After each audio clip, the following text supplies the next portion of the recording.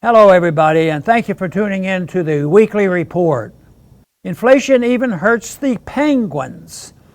A recent video shows penguins at a Japanese aquarium rejecting the cheap fish the aquarium has substituted for the higher quality fish the penguins are used to receiving. The reason the aquarium switched fish is because rampant inflation has made it impossible for the aquarium to afford the higher quality. The penguins' reaction illustrates the flaw in governments claiming that even if inflation makes it impossible for you or penguins to eat steak or higher quality fish, your quality of life has not been diminished as long as you can afford hamburger or cheap fish. Minimizing the impact of inflation by taking a let the penguins eat lousy fish approach is the basis of the chained CPI that is one of the ways the government underestimates price inflation. According to John Williams of Shadow Government Statistics, the real inflation rate, calculated without the government's modifications, is over 15%. While they continue to underestimate the true rate of price inflation, government officials have been forced to admit at least that price inflation has reached levels not seen in 40 years.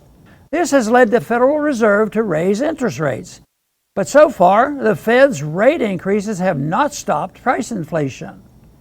This is why the Fed's next rate increase may be a rare full percentage point increase. Yet, even if the Fed raises rates by a full percentage point, rates will still remain well below what they would be in a free market. The Fed cannot raise rates anywhere close to market rates because doing so would make it impossible for debt-ridden consumers, businesses, and the federal government to manage their debt. Fear of causing the bursting of the many bubbles it has created, especially the federal government's debt bubble, means the Fed's effort to halt price inflation will fail. However, the Fed's actions will increase unemployment and obstruct economic growth. This will lead to, if it hasn't already, a return to the 1970s phenomenon of stagflation, although this time it will be even more painful. The problem with the Federal Reserve is not that it pursues bad policies. The problem is the very existence of a secretive and unaccountable central bank with the power to manipulate the money supply and interest rates. Money's function is to provide an objective unit of account, so market actors know the value of goods and services. When the central bank manipulates the money supply, it arbitrarily changes the value of money, making it impossible for market actors to determine those values.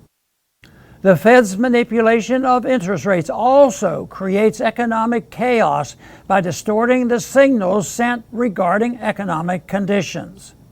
This leads to widespread malinvestments, resulting in booms followed by busts. Since this system leaves elements of the market intact, it can survive and even appear to thrive for an extended period of time. But eventually, the fiat money system will collapse. Since the fundamental flaw with the Federal Reserve is its very existence, reforms such as making the Fed follow a rules-based policy will not fix the Fed. The only way to return to a rational economic system is to end the Fed.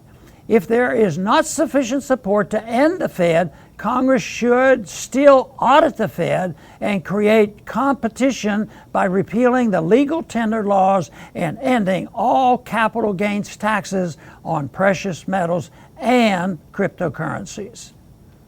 Thanks for listening.